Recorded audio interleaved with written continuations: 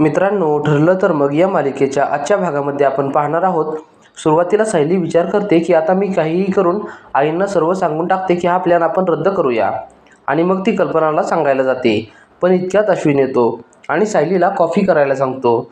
कल्पना कुसुमला अश्विनला कॉफी करून द्यायला सांगते आणि मग ती सायलीला बोलते की बोल ना सायली, तुला काय बोलायचं होतं.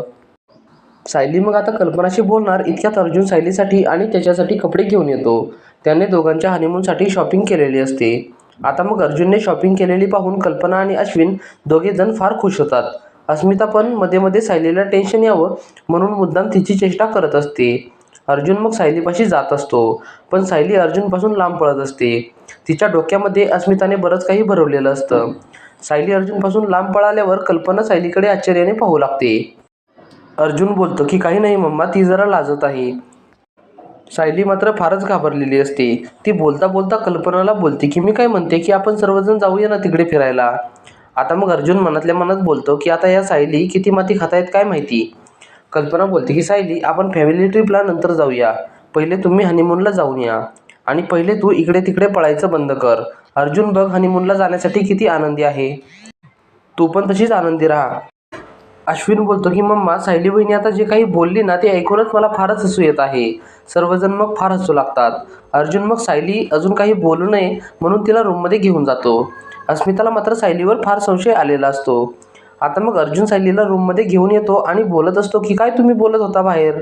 सायली पण अर्जुनपासून लांबच पळते आणि ती अर्जुनला बोलत असते की माझ्यापासून तुम्ही लांबच राहा. अर्जुन बोलतो की काय झालंय तुम्हाला, तुम्ही असं का वागताय. खाली सर्वांना तुम्ही काय बोलत होतात, तुम्ही सगळे आमच्याबरोबर हनीमूनला चला. सायली बोलते की तो शब्दसुद्धा माझ्यासमोर उच्चारू नका. अर्जुन बोलतो की मी इथे एवढे प्रयत्न करत आहे, कोणाला संशय येऊ नये म्हणून माझी धडपड चालली आहे. सायली बोलते की बघितली बरं का मी तुमची धडपड, मी काही तुमच्याबरोबर कुठेसुद्धा येणार नाही. अर्जुन बोलत असतो की सायली तुम्ही माझं ऐकून तरी घ्या. पण सायली त्याचं काहीसुद्धा ऐकून घेत नसते आणि त्याला दूर व्हा दूर व्हा असं बोलत असते. सायली काहीच ऐकून घेत नसल्यामुळे अर्जुन तिच्या तोंडावर हात ठेवतो आणि मग तो तिला बोलतो की मला माहीत आहे तुम्हाला टेन्शन आलं आहे, पण तुम्ही जास्त पॅनिक होऊ नका. आता मी खाली एक वेगळा प्लॅन केला आहे, त्यामुळे तुम्ही जरा शांत राहा आणि काहीही होणार नाही, त्यामुळे घाबरून तर अजिबात जाऊ नका. अर्जुन सायलीची समजूत काढतो आणि तिला खाली घेऊन जातो. खाली आता अर्जुनची एक बॅग राहिलेली असते, म्हणजे त्याने ती मुद्दामच ठेवलेली असते. अस्मिता मग ती बॅग उघडून पाहू लागते. अश्विन आणि कल्पना दोघेजण अस्मिताला थांब असं बोलत असतात, पण अस्मिता काही त्यांचं ऐकत नाही. ती बॅग उघडून पाहते तर मग त्यामध्ये अर्जुनने सायलीसाठी नाईट गाऊन आणलेला असतो आणि मग तो गाऊन पाहून मात्र कल्पना आणि अश्विन दोघेजण फारच थक्क होतात. अस्मिता पण फारच आश्चर्यचकित होते. इतक्यात सायली आणि अर्जुन तिथे येतात. सायली मात्र आता हे सगळं पाहून अर्जुनकडे फारच रागाने पाहू लागते. अर्जुन मग अस्मिताकडे जाऊन तो गाऊन त्याच्या हातामध्ये घेतो आणि पटकन पिशवीत टाकतो. तो बोलतो की काय अस्मिताताई तू पण, मम्मा तू तरी अस्मिताताईला सांगायचंच ना. कल्पना बोलते की अरे खरंच आम्हाला माहीत नव्हतं त्यामध्ये काय आहे. अश्विन बोलतो की मी अस्मिताताईला बोललो की त्यांचं पार्सल उघडू नकोस, पण ही कुठे ऐकते. आता मग अस्मिता मात्र गाऊनवरून सायलीची मस्करी करू लागते. कल्पना मग अस्मिताला खवळते. सायली मग तो गाऊन हातामध्ये घेते आणि मग अर्जुन सायलीला घेऊन रूममध्ये जातो.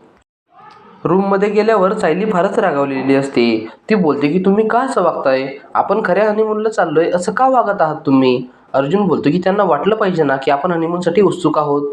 तुम्हाला वाटलं ना तर तो गाऊन तुम्ही वाटेमध्ये फेकून द्या, पण मी फक्त यांना दाखवण्यासाठी तेवढं केलं आहे. सायली बोलते की मी पण तयारी केली होती ना.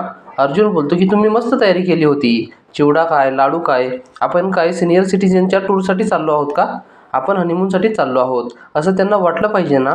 सायली बोलते की तुमची इथे बरोबर हुशारी चालते हो, हनीमून कॅन्सल करायला तुमच्या डोक्यात अजिबात काहीच कल्पना आली नाही.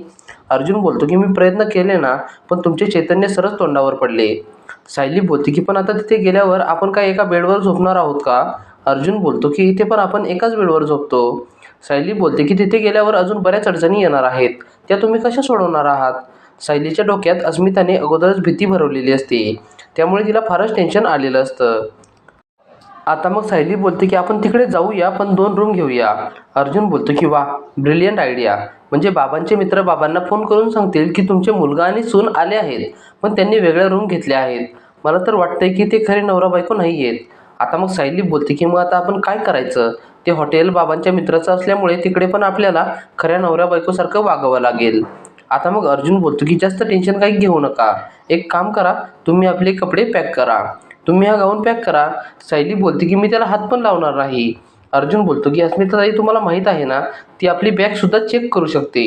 सायली मग अर्जुनची आणि तिचे कपडे बॅगमध्ये भरणार असते, पण ती बॅगच्या मधोमध एक पुष्टा ठेवते आणि मग अर्जुनला बोलते की एका साईडला माझे कपडे असतील आणि एका साईडला तुमचे.